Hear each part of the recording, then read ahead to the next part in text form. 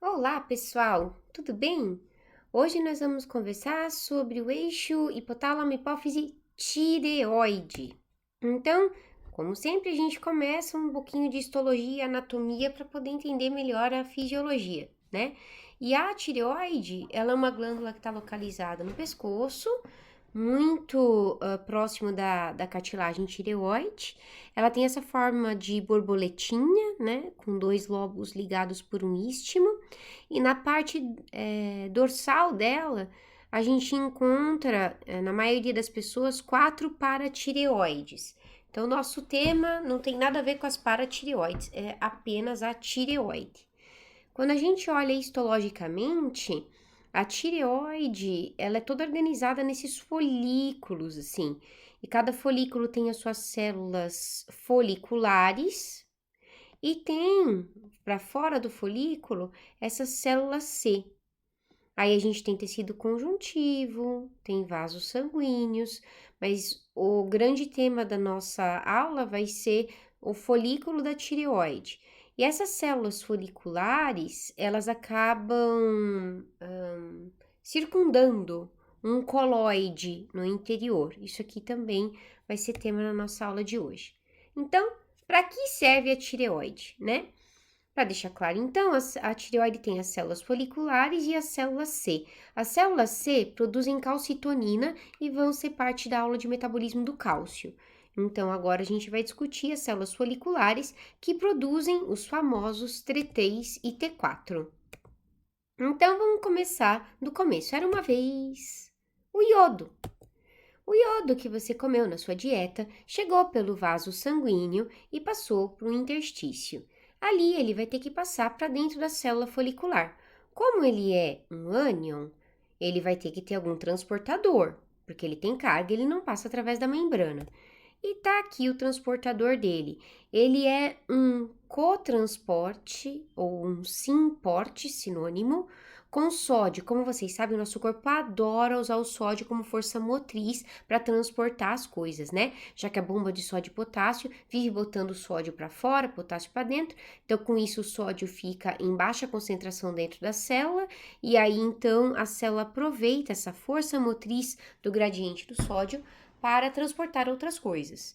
Então, nada mais justo do que o nome dessa proteína que faz esse simporte entre sódio e iodo ser NIS, Sodium Iodose Supporter, certo?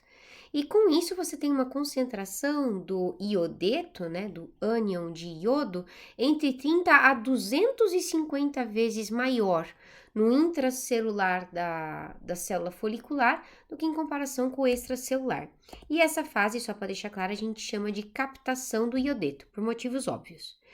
Pois bem, agora o grande foco do iodo não é chegar na célula folicular, é chegar lá naquele coloide que a gente mostrou da histologia.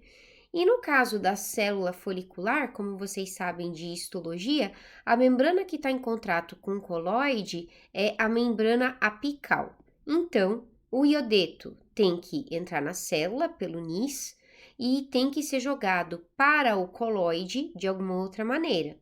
Você tem que transportar, então, um ânion para fora, vai precisar de um transportador. Então, aqui a gente usa um contratransporte iodo-cloreto. Cloreto entra e iodo sai. Quando esse iodo está saindo para o coloide, ele acaba entrando em contato com uma enzima chamada peroxidase ou tireoperoxidase. Em endócrino, geralmente, chama-se mais de tireoperoxidase. E essa tireoperoxidase, ela já oxida esse iodo de maneira que ele já vira um iodo ligado a outro iodo, um I2, tá? Então, ele já perde a carga dele e fica ali no coloide. Parado? É claro que não. Só que para a gente entender o que o iodo vai fazer, a gente vai precisar, no momento, fazer um paralelo aqui do que está acontecendo dentro da célula. Dentro da célula folicular, em paralelo a esse transporte do iodo, a gente está tendo a formação do precursor de tireoglobulina. A tireoglobulina, ela é uma proteína formada principalmente por resíduos de tirosina. Então, a nossa célula lá com retículo endoplasmático, né, junta um monte de tirosinas, isso é empacotado no Golgi e a gente tem aqui então o Golgi mandando para o coloide esse precursor de tireoglobulina. Então, a tireoglobulina é uma glicoproteína bem grande, formada por até 70 aminoácidos de tirosina. Então, essa tireoglobulina, quando vai ser mandada para o coloide, ela tá passando pela membrana, né? E ali na membrana, ela também entra em contato com aquela tireoperoxidase. Então, na verdade, essa questão do iodo tá sendo oxidado aqui, tudo acontece meio junto, sabe? E acaba que muito desse iodo já vai diretamente ser colocado dentro da tireoglobulina. Esse processo é chamado de iodização da tireoglobulina, certo? Muito bem. Junto com essa iodização, já acontece também a conjugação. Só que para poder entender a conjugação e a organificação da tireoglobulina, é melhor a gente olhar esse processo aqui um pouquinho mais de perto. Então, assim, você tem um aminoácido de tirosina. Lembra lá que a tireoglobulina tem uns 70 aminoácidos de tirosina, né? Quando essa tirosina recebe a ação da peroxidase, o iodo pode se organizar de algumas maneiras. Ele pode ficar apenas um iodo ligado na tirosina, e aí a gente fica com uma monoiodo tirosina. Ou podem se ligar dois ânions, né, de iodo na tirosina, virando a diiodotirosina, certo? Essa é a organificação da tireoglobulina. E aí, o que pode acontecer é que a tirosina vai se organizando de uma maneira que pode acontecer de uma monoiodotirosina se ligar com uma diiodotirosina, certo? Se você tem a ligação de uma monoiodotirosina com uma diiodotirosina, você ficou com 3 iodos. Então, você tem uma triiodotironina. E aqui você tem, então, o nosso famoso T3, o principal hormônio ativo da tireoide, certo? Se você tiver a junção de uma diiodotirosina com uma monoiodotirosina, reparou que mudou a ordem aqui? Você ficou com 2 iodos antes de um iodo. Aí agora você tem a triiodotironina, só que aqui com os carbonos com iodo invertidos, estão vendo? Então, isso aqui é chamado de T3 reverso. Isso é importante porque o T3 reverso não tem ação no corpo. Então, o T3 é o principal hormônio ativo da tireoide. O T3 reverso não tem ação no corpo. Puxa, prof, se ele não tem ação no corpo, por que eu preciso saber que ele existe? Tem um motivo bem legal para você saber que ele existe. Imagina que você tem um paciente com câncer de tireoide, tá? Então, você foi lá e tirou toda a tireoide dele. Se você tirou toda a tireoide dele, ele não tem por que ter o hormônio tireoidiano, certo? Ele não produz. Só que você não é doido de deixar um paciente sem reposição de hormônio tireoidiano. Então, você vai dar reposição, a levotiroxina, um monte de gente usa, né, reposição de hormônio tireoidiano, via oral. E parte desse hormônio que a pessoa toma vai ser convertido no corpo em triiodotironina. E a molécula desse hormônio que você toma é igual, assim, quando você faz o exame de sangue, você não consegue saber o que do T3 é do remédio que a pessoa está tomando e o que poderia eventualmente ser de um tecido tireoidiano produzindo. Então, se você quisesse saber se a pessoa ainda tem resquícios do câncer de tireoide, uma das coisas que você pode fazer é dosar o T3 reverso, porque o remédio não vira T3 reverso, certo? Então, se você dosar o T3 reverso e vier detectável, a pessoa ainda tem células de tireoide dentro dela. De repente, pode ser o câncer que você não conseguiu tirar por completo ou que está recidivando, enfim. Então, é por isso que você precisa saber que o T3 reverso existe. E a gente tem o T4, que é quando se juntam duas diodotirosinas. Tudo bem? Então, esse aqui é o processo chamado conjugação dos resíduos de iodotirosina. E aí, então, voltando à nossa figurinha lá, você tem, né, dentro de uma tireoglobulina, todos esses compostos, a monoiodotirosina, a diiodotirosina, o T3, o T3 reverso e o T4.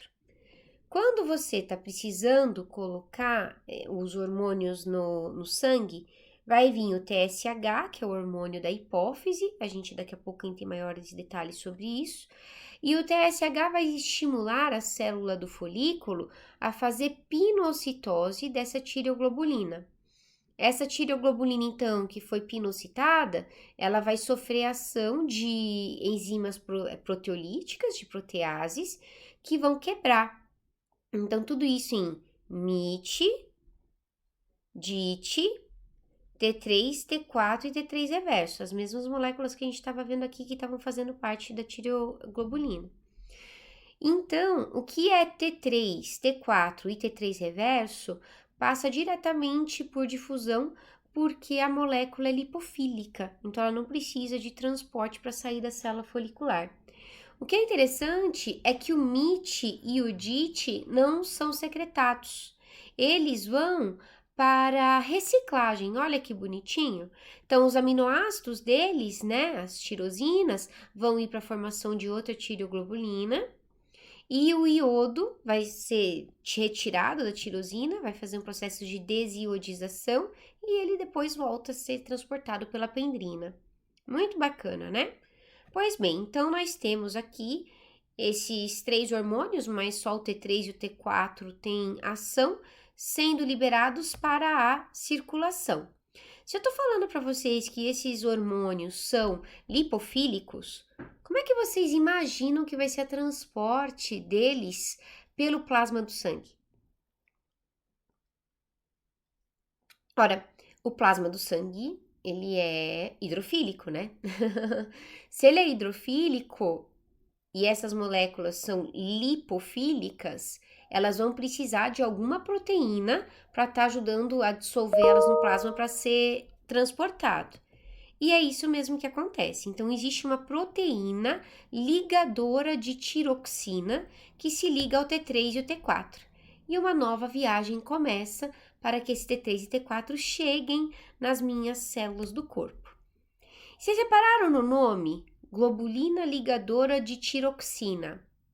Essa globulina ligadora de tiroxina ama o T4. Tiroxina é o T4. Então, ela até liga ao T3 também, mas o T4 tem altíssima afinidade pela proteína ligadora de tiroxina, muito maior do que o T3. De maneira que o que acaba acontecendo é que a liberação do T4 da globulina ligadora de tiroxina é muito lenta, enquanto que a do T3 você tem uma liberação mais rápida. Por que você imagina que o organismo faria isso? Seria a lógica, né? A lógica, para variar, é linda. O T3 é o hormônio realmente ativo. O T4, ele tem pouca ação ativa ele mesmo. Então, o T3, ao se desligar rapidamente da globulina ligadora de tiroxina, ele já entra logo para dentro da célula, já que ele passa pela membrana, ele é lipofílico, né? E já consegue fazer sua ação. E o T4, ele vai sendo lentamente liberado. Então, ele é o hormônio que é de estoque, tá entendendo? O hormônio da tireoide é tão importante para você que você tem um estoque dentro da tua própria corrente sanguínea pelo fato de a proteína ligadora de tiroxina ter tão grande afinidade pelo T4, tá ok? Então, isso é bem interessante porque você acaba tendo estoque dentro da tua corrente sanguínea. Ai, Pro, mas se o T4 não tem ação quase nada, por que eu preciso dele? Você precisa dele porque a hora que ele passa pela membrana celular, ele sofre a ação de uma enzima chamada iodinase que tira um iodo dele e ele vira o T3. Então, a maior parte da ação que você tem do T4, mais de 90% da ação dele, vem pela conversão dele em T3 no intracelular. E o T3, que vem pela corrente sanguínea, esse já tem ação direta. Como eu tô falando em hormônio lipofílico, olha, na maior parte das vezes que você tem alguma coisa lipofílica, ela tá querendo atuar no núcleo, tá? E se ela tá querendo atuar no núcleo, DNA serve pra quê? Pra formar proteína. Então, o grande objetivo do hormônio tireoidiano é formar um monte de proteínas. E dentro de todas as proteínas, então, que ele é capaz de estimular a transcrição, ela acaba atuando sobre várias coisas. Ele atua sobre o metabolismo do corpo, sobre o sistema cardiovascular, sobre o desenvolvimento do sistema nervoso central, sobre crescimento, porque vocês já entenderam que, né, depósito de proteínas é igual a crescimento. Eu gosto muito desse quadradinho aqui do Guyton, que é muitos outros sistemas. Isso aqui é tipo assim, né? Ó, atua no corpo inteiro, tá? Agora, então, a gente vai começar a discutir como que a gente tem essas ações. E só para deixar claro, como o hormônio tireoidiano, então, tem uma ação no DNA, e esse é um processo que é lento, né? Tudo que demanda transcrição de proteínas é lento. O tempo de você notar alguma alteração relacionada ao hormônio de tireoide pode chegar a 12 dias. Por outro lado, ele consegue ter algumas ações muito rápidas, como por exemplo 6 horas. Não está muito claro o porquê, talvez ele tenha alguma ação sobre receptor de membrana, sobre translocação de receptor de membrana. O fato é que existem algumas ações desses hormônios que são realmente muito rápidas, como 6 horas. Tá, 6 horas nesse contexto é rápido, tá? Considerando que a gente está falando em 12 dias. O que, por exemplo, ele atua em 6 horas? O hormônio de tireoide, ele é capaz de aumentar a sensibilidade do nosso corpo aos hormônios adrenérgicos. Então, de fato, se você tem um hipotireoidismo grave, os teus receptores do sistema adrenérgico ficam meio bobo, assim. Eles não conseguem entender muito bem que ligou uma noradrenalina neles, por exemplo. E você não consegue ter um aumento da pressão tão eficaz, um aumento da frequência cardíaca tão eficaz. Então, esse é um exemplo de ação mais rápida do hormônio tireoidiano.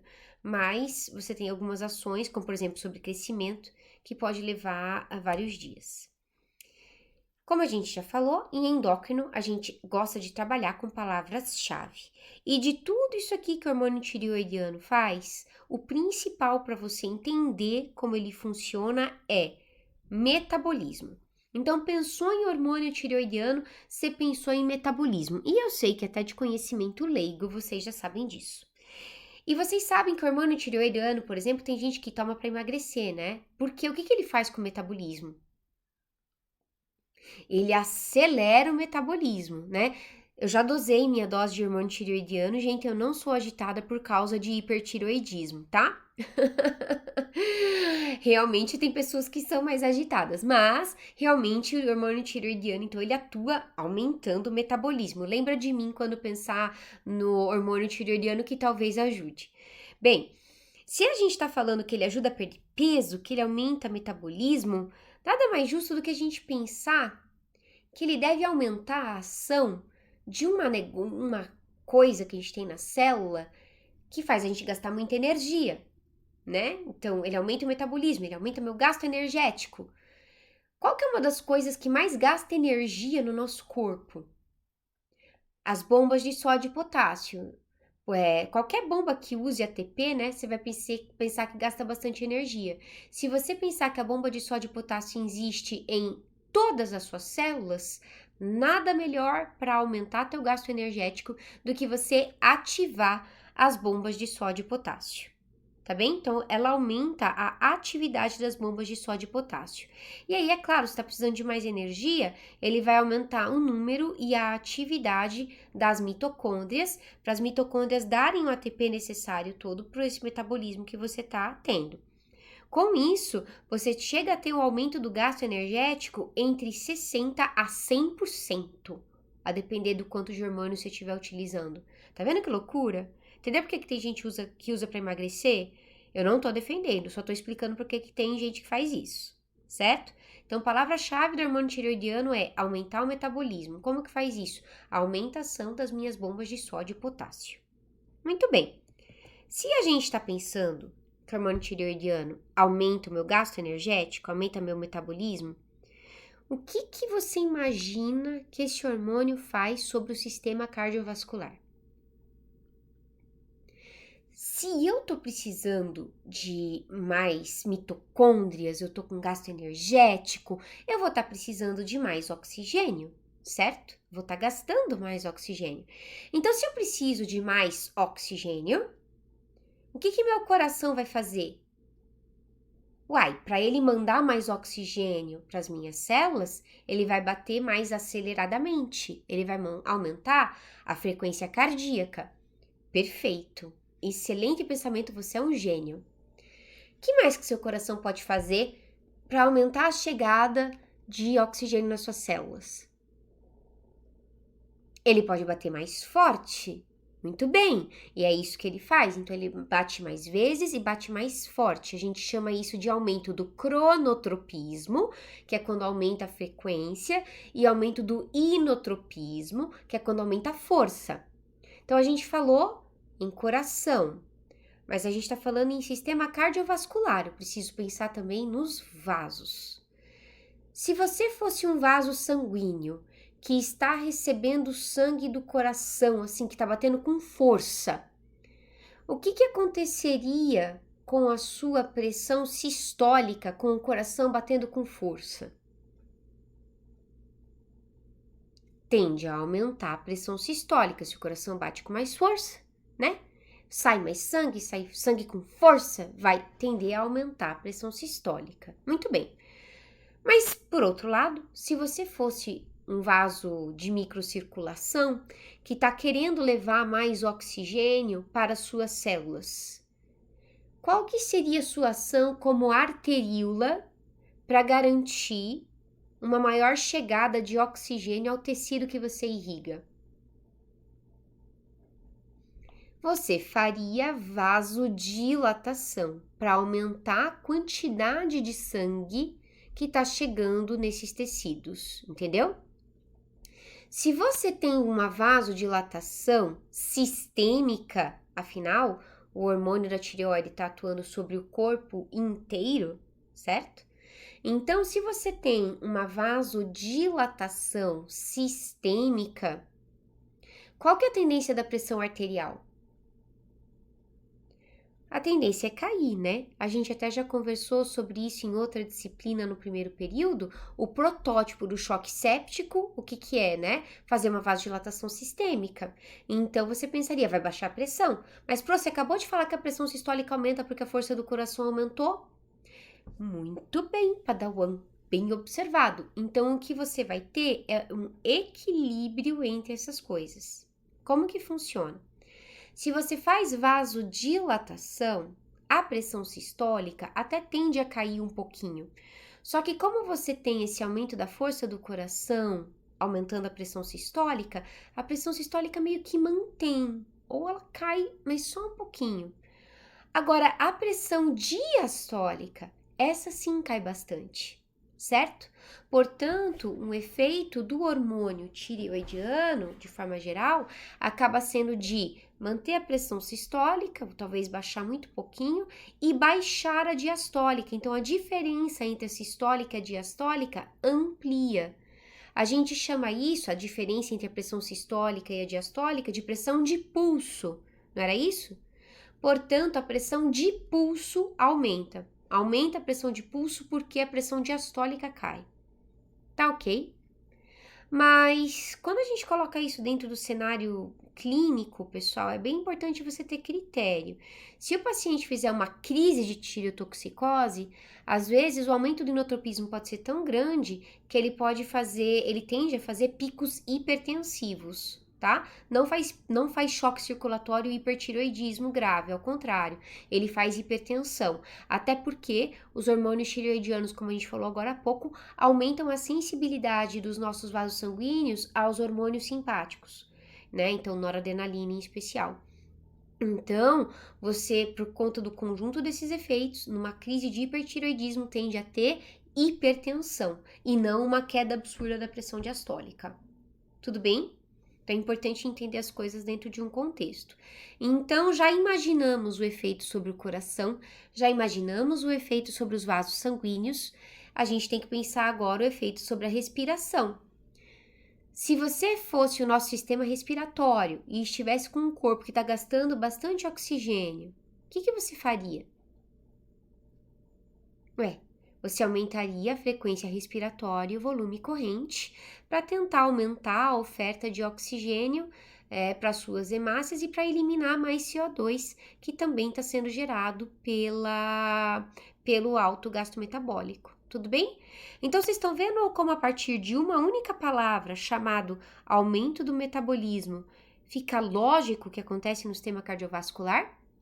Então, agora que vocês entenderam por lógica, eu vou passar os slides só para gravar. Então, se eu preciso aumentar a quantidade de sangue que vai para o corpo, eu vou fazer isso através do aumento da frequência cardíaca, cronotropismo, e da força do batimento, inotropismo.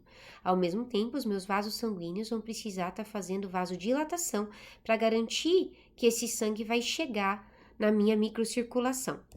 Com isso, o efeito sobre a pressão arterial sistólica é um aumento discreto ou mantém, pode até baixar um pouquinho, e existe a redução da pressão arterial diastólica. O que culmina, o que você mais observa mesmo, é o aumento da pressão de pulso. Então, uma sistólica alta e uma diastólica mais baixa. Em questão do sangue venoso, o que vai acontecer se você estiver usando muito oxigênio, né? Vai baixar a concentração de oxigênio no sistema venoso, mas principalmente vai aumentar a quantidade de CO2. E se aumenta a minha produção de CO2, os meus pulmões vão ter que dar conta de mandar esse CO2 embora. Por isso eu tenho aumento da frequência respiratória. Tudo bem? Muito bem. Então, para quem ainda não entendeu, tá aqui em tópicos tudo que está descrito. Só gostaria de lembrar novamente. Se você tiver uma crise de tireotoxicose, você tende a fazer pico hipertensivo. E além de arritmias também, porque aumenta a excitabilidade do tecido miocárdico, como a gente já falou, por causa da questão do sistema simpático. Então, uma das grandes causas de arritmias é hipertireoidismo. Muito bem, eu vou dar uma puladinha no sistema nervoso central, porque tudo que tem a ver com o cérebro é mais complicado. Vamos falar sobre crescimento. Se a gente está falando que o hormônio tireoidiano vai lá no núcleo e promove a produção de proteínas, a gente já sabe que proteínas, se eu fizer depósito de proteínas, eu vou conseguir crescer, certo? Então, o hormônio tireoidiano deve promover crescimento. Legal, é um raciocínio muito válido. Mas você não está com o teu metabolismo acelerado? Se você está com o seu metabolismo acelerado, você vai precisar de mais glicose. Qual que é uma grande fonte de glicose para o corpo? Os aminoácidos através da gliconeogênese. Então, quando você usa o hormônio tireoidiano, se a quantidade for muito pequenininha, você até pode ter um depósito de massa muscular. Mas passou um pouquinho do ponto, você aumenta tanto o metabolismo que a proteína que você produz se destrói, e se duvidar, se destrói mais ainda, além até do que você está produzindo. Esse é um dos pontos porque eu falei tanto na aula do GH, que não basta você conseguir fazer o depósito de proteína, né? Não basta você produzir proteína, desculpa. Para você conseguir fazer o depósito, você precisa estar produzindo mais e ao mesmo tempo não gastar o que você está produzindo, porque o hormônio tireoidiano, ainda que ele tente fazer esse depósito, como ele gasta, ele consome aquilo que ele produziu, tudo bem?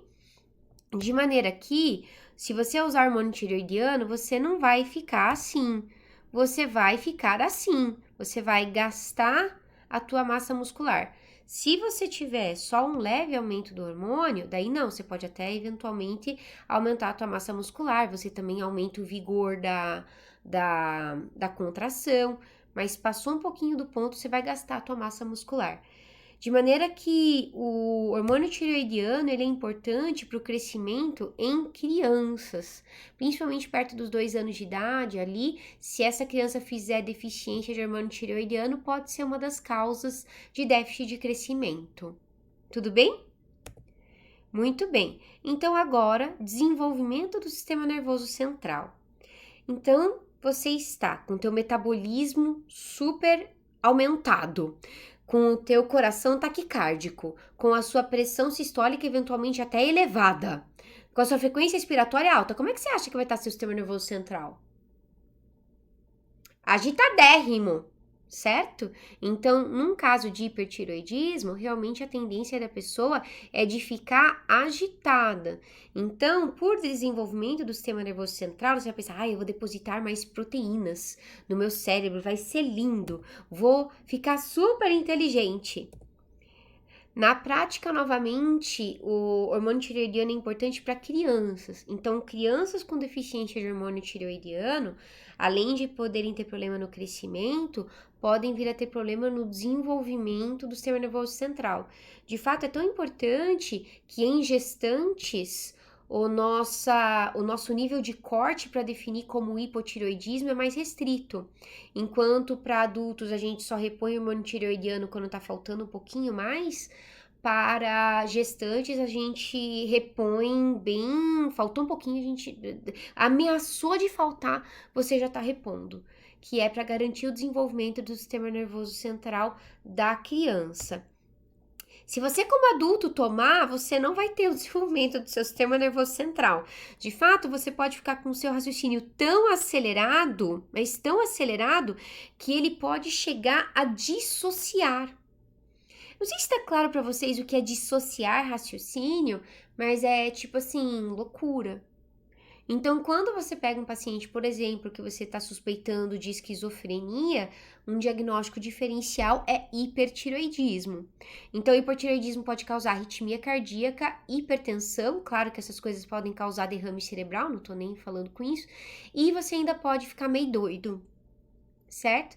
Para fora disso, ele ainda gera insônia, não sei vocês, mas eu quando tô com insônia, eu já fico dissociada também, e pode causar tremor, porque como ela aumenta a sensibilidade do sistema nervoso simpático, né? O sistema nervoso simpático, quando fica ativado, te dá tremor. Uma maneira que vocês têm de fazer essa relação é quando você está com hipoglicemia grave, que eu tenho certeza que vocês já fizeram por períodos longos e em jejum, você começa a tremer. Então, no jejum prolongado, um dos principais motivos que você treme é porque o sistema nervoso simpático está tentando ficar ativado por sistemas de defesa contra a morte, né? Mas também para fazer quebra de glicogênio, para tentar jogar mais um pouco de quebra de glicogênio. Então, aqui no caso, o hormônio tireoidiano, como ele ativa o sistema nervoso simpático, pode dar um pouco de tremor. Então, assim, só para lembrar, eu já fiz o teste, não tenho hipertiroidismo, o aceleramento do raciocínio realmente é basal, tá? E esses múltiplos outros sistemas, né? O que é isso? Bem, vamos começar pensando no trato gastrointestinal. Se eu tô falando que o metabolismo todo aumenta, que bomba de sódio e potássio aumenta a atividade, é claro que vocês não tiveram a fisiologia do trato gastrointestinal ainda, né? Quando vocês tiverem vai ficar ainda mais claro.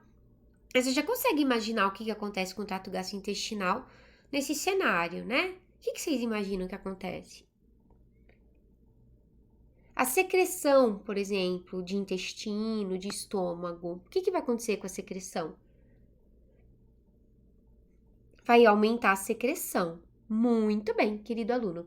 E a motilidade do intestino, o que você imagina que vai acontecer?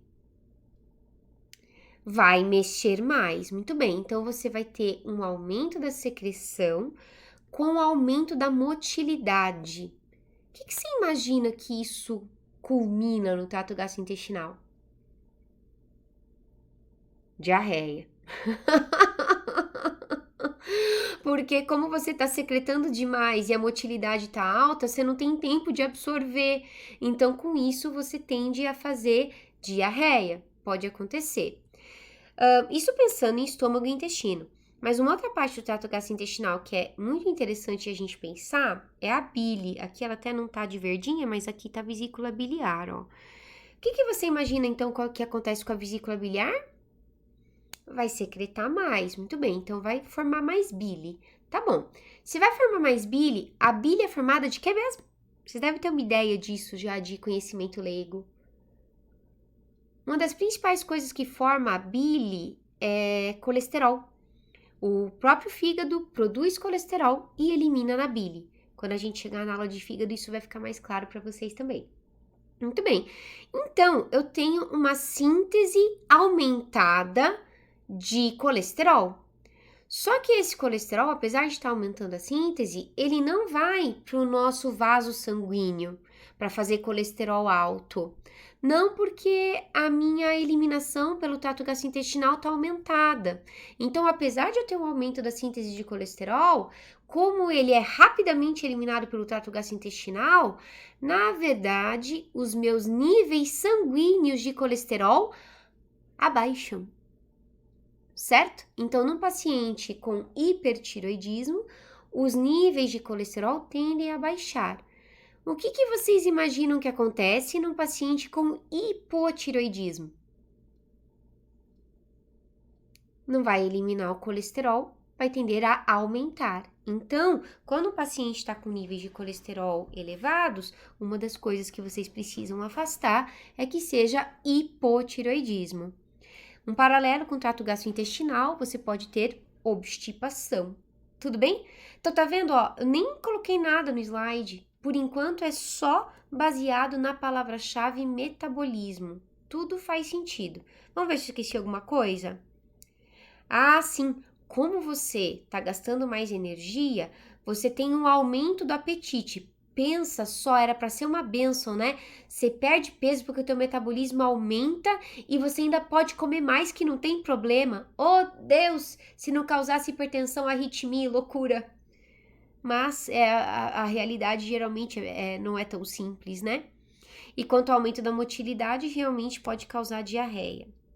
Então agora vamos pensar sobre o metabolismo de carboidratos, lipídios e proteínas. Vamos lá? Que é sempre interessante ligar as duas coisas. Sobre o metabolismo dos carboidratos. Aumentou a energia, aumentou o metabolismo, desculpa, aumentou o gasto energético, eu vou precisar de mais energia. O que vocês imaginam que o hormônio tiroidiano, então, vai fazer sobre o metabolismo dos carboidratos? Como a gente já falou agora há pouco, ele vai tentar quebrar glicogênio e formar mais glicose, que é para mandar glicose pro organismo, certo? Então, a gente vai ter gliconeogênese, glicogenólise, vai ter o aumento do consumo e você vai tentar absorver mais pelo trato gastrointestinal. Essa absorção às vezes fica meio torta porque você tem a questão da diarreia, da hipermotilidade, então vai tudo de um equilíbrio de tudo isso, não é tão simples, tá? Vocês lembram que a glicose ela é usada pela célula, né, para a respiração celular, que a fórmula completinha seria glicose mais 6 oxigênio, virando 6 CO2 mais água, e isso gera mais ou menos 38 ATPs, porque eu tenho certeza que vocês lembram que tem a questão da lançadeira, qual lançadeira que você está usando, você pode não conseguir transformar NADH em NADH, você transforma NADH em FADH e com isso você perde o complexo 1 da cadeia respiratória, tenho certeza que isso estava na ponta da sua língua, né? E que esse processo todo acontece através da glicólise, do ciclo de Krebs, da fosforilação oxidativa, né? Então, a glicose, para poder entrar na glicólise, ela precisa ser transportada para dentro da célula através do glúten. Então, o que o T3 e o T4 fazem é que eles estimulam o transporte pelo glúten, principalmente o GLUT4. Então, sim, o hormônio tireoidiano também ajuda a ação da insulina. Então, o que vocês imaginam que o paciente com hipotireoidismo pode fazer em relação ao metabolismo da glicose? Pode se tornar diabético. Então, quando você tem um paciente com a glicemia alterada, você tem que suspeitar de hipotireoidismo e vai dosar também. Então, tanto colesterol alto quanto glicemia alterada, você tem que suspeitar de hipotireoidismo. Olha que lindo! Bem, e você estimula diretamente a glicólise através do aumento das enzimas e da entrada da glicose para o intracelular, e de maneira indireta você aumenta o ciclo de Krebs e fosforilação oxidativa, já que você aumentou o número de mitocôndrias, né? Então acaba que o hormônio tireoidiano estimula todas as etapas aí do uso da glicose como energia. E sobre o metabolismo de lipídios? Se você precisa de mais energia, nada mais justo do que fazer lipólise para aumentar os ácidos graxos livres no plasma, né? Daí fígado transforma em corpos cetônicos, é usado como energia, certo? Meu, que hormônio bom se não causasse arritmia, AVC, derrame cerebral e loucura. E aí, na questão, apesar de você ter o aumento da ida dos ácidos graxos para o plasma, o que faria você pensar, puxa, deve fazer hipertrigliceridemia, deve fazer aumento dos lipídios no sangue, né? Só que o que acontece é que, como o trato gastrointestinal aumenta a sua liberação pela bile de toda essa parte lipofílica, acaba que, na soma dos dois, você acaba abaixando o nível de colesterol e de triglicerídeos. Então, o hipertiroidismo, apesar de aumentar a mobilização de lipídios do tecido gorduroso, ele acaba baixando os níveis de colesterol e de triglicerídeo pelo aumento da eliminação através da bile. Muito bem. Sobre o metabolismo de proteínas, então já falamos de carboidrato, lipídio e proteínas. Proteínas a gente já comentou, ainda que ele tente fazer o depósito, se passar um pouquinho do ponto, ele já aumenta o catabolismo, então acaba que depende de em que ponto você tá, mas via de regra, pacientes com hipertiroidismo costumam ser bem emagrecidos, tanto pela questão da lipólise, quanto pela destruição de massa muscular. E pâncreas? Aqui a gente vai entrar assim só para dizer porque tem no Guyton, tá? É bem menos importante. E pâncreas, o que vocês imaginam que vai acontecer? Então, no caso do pâncreas, você acaba tendo um aumento da produção de insulina por tabela. O que eu tô querendo dizer por tabela? É que às vezes, por causa da gliconeogênese, você pode eventualmente ter um pouquinho de aumento do nível de glicose do plasma e com isso você pode ter um aumento da produção de insulina.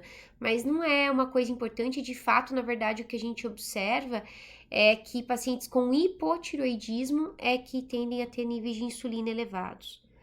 Quanto às paratireoides, que vai ser até tema de outra aula, né? Mas só para já poder comentar, porque não dá para dar todas as aulas ao mesmo tempo, a gente tem que começar por algum lugar, né? Então, as paratireoides produzem o parato-hormônio, PTH, e esse hormônio é importante na formação do osso. Então, ele acaba sendo estimulado por tabela, só que quando ele é estimulado, não é que ele estimula a formar o osso, tá? Na verdade, ele estimula até a reabsorção óssea, como se ele tentasse aumentar o turnover do osso, tipo, ele reabsorve e tenta depositar mais, ele reabsorve e tenta depositar mais, tá? Quanto ao ACT e os glicocorticoides, o que acontece? O T3 e T4, como eles aumentam o metabolismo, eles acabam aumentando a inativação desses glicocorticoides no fígado, o que acaba estimulando a secreção do ACTH pela hipófise para tentar estimular o aumento dos glicocorticoides. Então, bem interessante esse efeito. E sobre as gônadas, a falta de T3 e de T4 causa perda da libido e o excesso pode causar impotência, e em mulheres a falta de T3 e T4 pode causar amenorreia ou menorragia e polimenorreia. Na aula de gônadas vai ficar mais claro, mas na falta do hormônio tireoidiano, o endométrio não consegue ficar sustentado, sabe? Então, se tem uma mulher que tá tendo vários sangramentos por mês, é bom ver se não tá com hipotireoidismo. Mas o excesso pode suprimir os hormônios tireoidianos.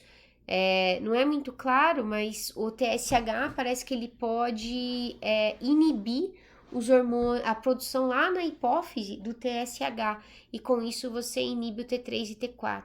Então, é causa de amenorreia. Então, em pacientes com amenorreia, deve afastar hipertireoidismo. Então, assim, essa parte dos muitos outros sistemas, que é um pouquinho menos clara, também é menos importante. O que eu mais queria que vocês pensassem aqui, que vocês gravassem para a vida é, em primeiro lugar, se você tiver um paciente com hipo ou hipertiroidismo, não sai dosando todos os hormônios. Tá muito na moda agora você sair dosando um monte de hormônio que ninguém sabe por que você tá dosando. E se você tiver com um paciente com hipo ou com hipertiroidismo, às vezes até em nível bem discreto, tá? ele pode alterar os outros exames. E aí você já não sabe mais o que você está avaliando. Na verdade, de forma geral, a gente não deve pedir exame que não sabe por que está pedindo, né? Mas então fica aí o recado.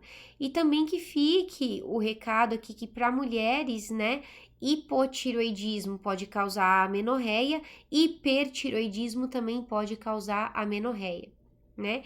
E no caso a menorragia e a polimenorreia, por causa dessa dificuldade de cicatrizar depois que você teve a menstruação e, né, de produzir proteínas, e a polimenorreia pela dificuldade de o corpo manter o endométrio, então a pessoa fica sempre sangrando um pouquinho. Então, deu alteração no ciclo menstrual, é bom ver se não tem tireoide envolvida. E a regulação, acho que vocês sabem até da época do cursinho, mas como a gente até comentou na aula anterior, a gente tem então a hipófise liberando o hormônio tireoestimulante, também chamado de tireotropina, da sigla em inglês TSH, Thyroid Stimulating Hormone, né? E o TSH, então, estimula a tireoide a produzir o hormônio tireotrófico. Como que ela faz isso? Ela faz de maneira muito eficaz. Ela aumenta o SIM-PORT pela NIS, ela aumenta a iodização e a conjugação, mas acima de tudo, ela que promove essa pinocitose aqui. Então, a ação do TSH promove a pinocitose para você conseguir secretar os hormônios. Se você tiver em excesso TSH, ela aumenta o tamanho, alonga a célula também e aumenta o número de células foliculares. Então, o TSH pode ter efeito proliferador sobre a célula folicular. Por que você precisa saber disso? Porque se você tiver um paciente que estava com câncer de tireoide e que você tirou a tireoide dele e vai repor hormônio tireoidiano, pode ser muito interessante que você reponha uma dose mais alta de hormônio tireoidiano. Porque se você der o T4, habitualmente é o que a gente repõe, né? Se dá o T4 via oral em dose alta, ele vai fazer feedback negativo com o TSH, mesmo sendo remédio. Claro, a molécula do remédio é igual a que a gente tem, que a gente produz, tá? Então, o remédio vai lá na hipófise e falar, não precisa produzir. Então, com isso, você não vai ter o estímulo do TSH sobre eventuais células cancerígenas. E a gente chama isso de terapia, quando você usa... Ai, me fugiu o nome, perdão. Mas você usa a dose do hormônio tireoidiano em excesso, geralmente por uns 2 anos, mas varia muito, isso é mais para especialista saber mesmo, para você diminuir a chance de recidiva do tumor, tá? E se você tem aqui um TSH atuando, você tem aqui no hipotálamo um TRH que estimula o TSH. E o feedback, o TRH então que é produzido no hipotálamo, né? Lembrar que ele é produzido em baixas quantidades, não é o núcleo supraóptico e paraventricular, são outras regiões do hipotálamo que produzem. Esses neurônios, então, que produzem o TRH, liberam seu produto na circulação porta hipofisária.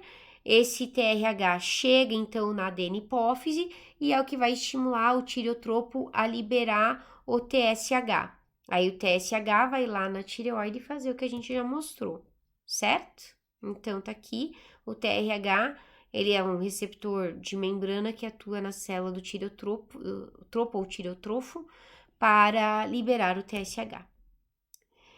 Muito bem, e aí a gente tem o feedback negativo. Então, T3 e T4, como a gente já falou, inibe o TSH, mas ele também inibe o TRH, tá? Então, se você estiver fazendo terapia de reposição com levotiroxina, ele vai inibir ambos, certo?